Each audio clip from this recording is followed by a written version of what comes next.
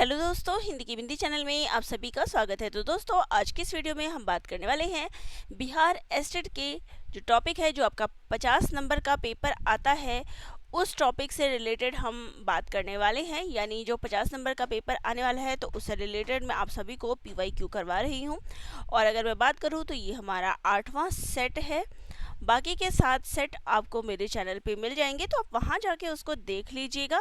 Playlist भी तैयार हो चुकी है शिक्षण कला आर्ट्स ऑफ टीचिंग नाम से, तो उनको भी एक साथ अगर देखना चाहते हैं तो उनको भी आप एक साथ देख लीजिएगा। फिलहाल हम आज का सेट शुरू करते हैं। आज के प्रश्नोत्तरी शुरू कर देते हैं। तो प्रश्न है, शिक्षण का स्वतंत्र चर है शिक्षक, शिक्षार्थी, विषय वस्तु या फिर शिक्षण विधि। तो राइट आंसर हमारा क्या हो जाएगा? शिक्षण का स्वतंत्र चर है। तो यहाँ पे हमारा राइट आंसर हो जाएगा ऑप्शन नंबर ए, शिक्षक। चलिए नेक्स्ट क्वेश्चन पे आ जाते हैं। तो नेक्स्ट हमारा क्वेश्चन है, शिक्षण का सबसे चुनौतीपूर्ण पहलू है प्रश्न पत्र तैयार करना, शिक्षण को आनंददायक बनाना, शिक्षार्थी का मूल्यांकन करना या फिर अनुशासन बनाए रखना। तो राइट आंसर क्या हो जाएगा? राइट आंसर हो जाएगा यहाँ पे ऑप्शन नंबर बी, शिक्षण को आनंददायक बनाना। नेक्स्ट क्वेश्चन पे आते हैं। तो नेक्स्ट हमारा क्वेश्चन है, शिक्षण का प्रभाव निर्धारित होता है विषय वस्तु को पूरा होने से, शिक्षार्थी की रुचि से, शिक्षण सहायक सामग्री से या फिर अधिगम परिणाम से। तो राइट आंसर हमारे यहाँ पर जो हो जाएगा कि शिक्षण का प्रभाव ये निर्धारित करता है अधिगम के परिणाम से। ठीक है, चलिए नेक्स्ट क्वेश्चन पे आ जाए। तो नेक्स्ट हमारा जो क्वेश्चन है वो है,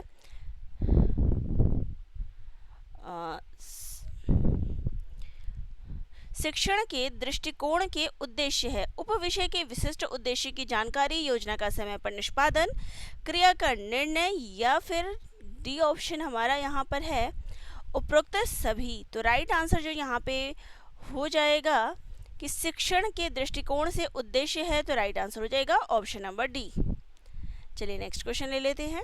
तो नेक्स्ट हमारा क्वेश्चन है, ब्लूम का वर्गीकरण प्रकाशित हुआ था 1954, 1956, 1958 या फिर 1960 में। तो ब्लूम का वर्गीकरण जो प्रकाशित हुआ था, ये हुआ था ऑप्शन नंबर बी 1956 में। चलिए नेक्स्ट क्वेश्चन पे आते हैं। तो नेक्स्ट क्वेश्चन है, दिखाना और बताना है व्याख्यान विधि, प्रदर्शन विधि, विमर्श विधि या फिर समस्या समाधान विधि। तो यहाँ पर हमारा राइट आंसर हो जाएगा दिखाना और बताना। ये कौन सी विधि के अंतर्गत आता है? तो ये आता है हमारा ऑप्शन नंबर बी, प्रदर्शन विधि के अंतर्गत। चलिए नेक्स्ट क्वेश्चन पे आते हैं। तो नेक्स्ट हमारा क्वेश्चन है, निगमन विधि शिक्षण परंपरागत पद्धति है, प्रयोगात्मक पद्धति है, खेल आधारित पद्धति है या फिर मिश्रित पद्धति है।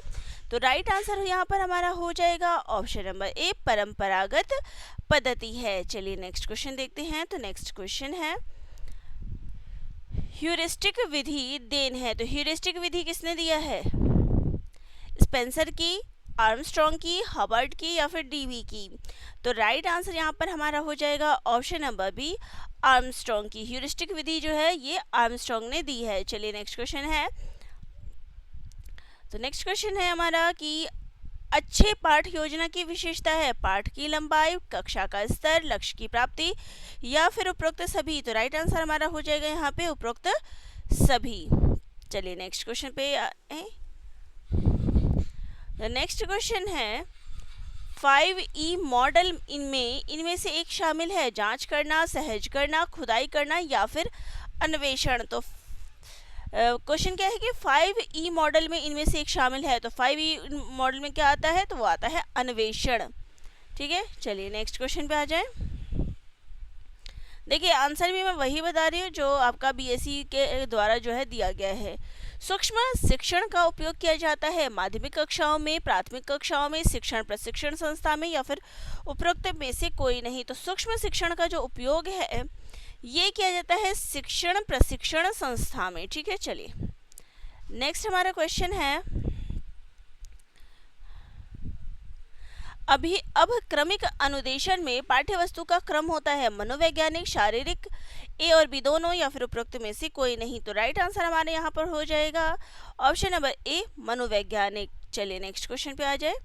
तो नेक्स्ट हमारा क्वेश्चन है, कक्षा पूरा होने के बाद श्यामपट्ट को किसी भी छात्र से साफ करवाना चाहिए, शिक्षक को श्यामपट्ट साफ करना चाहिए, श्यामपट्ट को वैसे ही छोड़ देना चाहिए या फिर उपरोक्त में से कोई नहीं। तो राइट आंसर यहाँ पर हमारा हो जाएगा शिक्षक को श्यामपट्ट साफ करना चाहिए। ठीक है, चलिए नेक्स्ट क्वेश्चन पे आ जाए। तो नेक्स्ट हमारा क्वेश्चन है, पढ़ने की असक्षमता के रूप में जाना जाता है डिसलेक्सिया, डिस्केलकुलिया, डिस्ग्राफिया या फिर उपरोक्त सभी। तो पढ़ने की जो असक्षमता होती है इसके लिए जाना जाता है वो है डिसलेक्सिया। ठीक है, जिसमें बच्चा सही से चीज़ों को नहीं पहचान पाता, सही से चीज़ें नहीं पढ़ पाता। चलिए नेक्स्ट क्वेश्चन है हमारा, कक्षा प्रक्रिया में कौन से घटक शामिल हैं? अपेक्षित अधिगम परिणाम, छात्रों के अधिगम का आकलन, शिक्षकों के कार्य का मूल्यांकन या फिर उपरोक्त में से कोई नहीं। तो राइट आंसर हमारा हो जाएगा यहाँ पर शिक्षकों के कार्य का मूल्यांकन। ठीक है, चलिए नेक्स्ट क्वेश्चन है, पुस्तकालयों में कार्य करने वाले व्यक्ति कहलाते हैं लाइब्रेरियन, अभिनेता, संगीतज्ञ या फिर इनमें से कोई नहीं। तो देखिए जो पुस्तकालयों में काम करते हैं वो कहलाते हैं लाइब्रेरियन। ठीक है, चलिए नेक्स्ट क्वेश्चन देखते हैं, बच्चों को किताबें चाहिए गंभीर सोच कौशल को विकसित करने हेतु, खुद को समझने हेतु, ए और बी दोनों या फिर इनमें से कोई नहीं। तो राइट आंसर यहाँ पर होना चाहिए, राइट आंसर होना चाहिए ए और बी दोनों। चलिए नेक्स्ट क्वेश्चन है, छात्रों के बीच नैतिक मूल्यों को प्रभावी ढंग से विकसित किया जा सकता है जब शिक्षक अक्सर मूल्यों की बात करता हो, स्वयं उनका अभ्यास करता हो, महान व्यक्ति की कहानियां सुनाता हो, देवी देवताओं की बात करता हो। तो राइट आंसर हो जाएगा यहाँ पर कि स्वयं उनका अभ्यास करता हो। ठीक है, चलिए नेक्स्ट क्वेश्चन पे आ जाए। तो नेक्स्ट हमारा क्वेश्चन है, वैसे शिक्षक छात्रों के बीच लोकप्रिय होते हैं जो अच्छे ग्रेड देता हो, अतिरिक्त शिक्षण शुल्क के साथ कक्षाएं लेते हो, छात्रों की समस्या को हल करने में मदद करते हो या फिर इनमें से कोई नहीं। तो राइट आंसर हमारा यहाँ पर हो जाएगा कि वैसे शिक्षक छात्रों के बीच लोकप्रिय होते हैं जो छात्रों की समस्याओं को हल करने में मदद करते हैं। ठीक है, चलिए नेक्स्ट क्वेश्चन पे आ जाए। एक छात्र को गंभीर रूप से दंडित क्यों नहीं किया जाना चाहिए? छात्र अपने अध्ययन शिक्षकों और संस्थानों के प्रति नकारात्मक रवैया विकसित कर सकता है अगर उनको दंड दिया जाए। ठीक है, नेक्स्ट है, शिक्षक से झगड़ा हो सकता है, अभिभावक शिक्षक की शिकायत कर सकते हैं या फिर उपरोक्त में से कोई नहीं। तो राइट आंसर हमारे यहाँ पर हो जाएगा कि जो छात्र है वो अपने अध्ययन शिक्षकों और संस्थानों के प्रति जो है नकारात्मक रवैया जो है वो विकसित कर सकता है। चलिए नेक्स्ट क्वेश्चन पे आ जाए। तो नेक्स्ट हमारा क्वेश्चन है वो है छात्रों, CCE का अर्थ है सतत तथा व्यापक मूल्यांकन, सतत तथा समझने योग्य मूल्यांकन, सतत तथा सहकारी मूल्यांकन या फिर उपयुक्त सभी। तो यहाँ पर जो CCE का फुल फॉर्म हो जाएगा वो हो जाएगा सतत तथा व्यापक मूल्यांकन। ठीक है, चलिए नेक्स्ट क्वेश्चन पे आ जाते हैं। तो नेक्स्ट हमारा क्वेश्चन है, वैधानिक परीक्षण का उपयोग डैश में होता है, छात्रों के परेशानियों को पहचानने में, छात्रों के ज्ञान के आकलन में, शिक्षक अधिगम प्रक्रिया का मूल्यांकन करने में या फिर उपरोक्त सभी। तो राइट आंसर हमारा हो जाएगा छात्रों के ज्ञान के आकलन में। ठीक है, चलिए नेक्स्ट क्वेश्चन पे आ जाए। तो नेक्स्ट हमारा क्वेश्चन है, छात्र संकलात्मक मूल्यांकन का मुख्य उद्देश्य क्या है? छात्रों को अगली कक्षा में प्रोन्नति के लिए, अधिगम कठिनाई को जानने के लिए, अधिगम प्रक्रिया के सुधार के लिए, छात्र के अधिगम प्रक्रिया को बढ़ाने के लिए। तो राइट आंसर हमारे यहाँ पर हो जाएगा कि छात्रों को अगली कक्षा में प्रोन्नति के लिए संकलात्मक मूल्यांकन जरूरी होता है। ठीक है, चलिए नेक्स्ट क्वेश्चन है, तो नेक्स्ट हमारा क्वेश्चन है, पाठ्य चर्चा विकास आधारित है, दार्शनिक आधार, राजनीतिक आधार, मनोवैज्ञानिक आधार या फिर उपरोक्त सभी। तो पाठ्य चर्चा विकास जो है ये उपरोक्त सभी पर आधारित है, ठीक है। नेक्स्ट हमारा क्वेश्चन है, यह विषय वस्तु अधिगम अनुभव तथा अधिगम गतिविधि को शामिल करता है, पाठ्यक्रम, पाठ्य चर्चा, असाइनमेंट या फिर आंकलन। तो राइट आंसर हो जाएगा यहाँ पे ऑप्शन नंबर हमारा बी, पाठ्य चर्चा, ठीक है। चलिए नेक्स्ट क्वेश्चन देखते हैं। तो क्वेश्चन है, एक आदर्श विद्यालय की स्थापना डैश में होती है, शहरी क्षेत्र, ग्रामीण क्षेत्र, प्राकृतिक क्षेत्र या फिर उपरोक्त सभी। तो राइट आंसर हो जाएगा यहाँ पे ऑप्शन नंबर सी, प्राकृतिक क्षेत्र। नेक्स्ट है, शिक्षा के अधिकार का तात्पर्य है 6 से 14 वर्ष के सभी बच्चों को निःशुल्क तथा अनिवार्य शिक्षा देना, 4 से 14 वर्ष के सभी बच्चों को शिक्षा देना, शिक्षा सभी के लिए या फिर उपरोक्त सभी। तो शिक्षा का अधिकार ये जो है 6 से 14 वर्ष के सभी बच्चों को निःशुल्क तथा अनिवार्य शिक्षा देना, ये उद्देश्य है, ठीक है। चलिए नेक्स्ट क्वेश्चन पे आ जाए। जब छात्रों को समूह में एक समस्या पर परिचर्चा करने का अवसर दिया जाता है तो अधिगम वक्र का क्या होता है, समान रहता है, घट जाता है, बढ़ जाता है या फिर उपरोक्त सभी। तो राइट आंसर हमारा यहाँ पर हो जाएगा ऑप्शन नंबर सी, बढ़ जाता है। नेक्स्ट क्वेश्चन है, लिंगवा फोन एक उदाहरण है, दृश्य सामग्री, श्रव्य सामग्री, श्रव्य दृश्य सामग्री या फिर उपरोक्त सभी। तो राइट आंसर हमारे यहाँ पर हो जाएगा लिंगवा फोन, फोन आ रहा है तो ये क्या हो जाएगा, श्रव्य सामग्री, ठीक है। चलिए नेक्स्ट क्वेश्चन पे आ जाते हैं। नेक्स्ट है, हैंड्स ऑन सीखना है, अनुभवात्मक अधिगम, प्रेक्षणात्मक अधिगम, आधारित अधिगम या फिर उपरोक्त सभी। तो राइट आंसर यहाँ पर जो हमारा हो जाएगा हैंड्स ऑन, ये क्या है, तो ये अनुभवात्मक अधिगम के अंतर्गत आता है। नेक्स्ट है, 1820 के दशक में अंग्रेजों के खिलाफ व्यापक विद्रोह हुए, निम्नलिखित में से किसने 1820 के दशक में विद्रोह नहीं किया था, संथाल, अहोम, पागलपंथी या फिर मिस्टर रामोस। तो राइट आंसर हमारा हो जाएगा यहाँ पे संथाल। देखिए संथाल विद्रोह जो है ये अलग से हुआ था, 1820 में नहीं हुआ था। नेक्स्ट है, यदि सूर्य अरुणाचल प्रदेश के तिरप में प्रातः 5 बजे उदय होता है तो IST सूर्य कांडला गुजरात में कब उदय होगा, सुबह लगभग 5 बजे, सुबह लगभग 6:20, सुबह लगभग 7:30 बजे या फिर सुबह करीब 7 बजे। तो राइट आंसर हो जाएगा यहाँ पे सुबह करीब 7 बजे जो है यहाँ पर उदय होगा, 2 घंटे का यहाँ पर अंतराल आपको देखने को मिलेगा।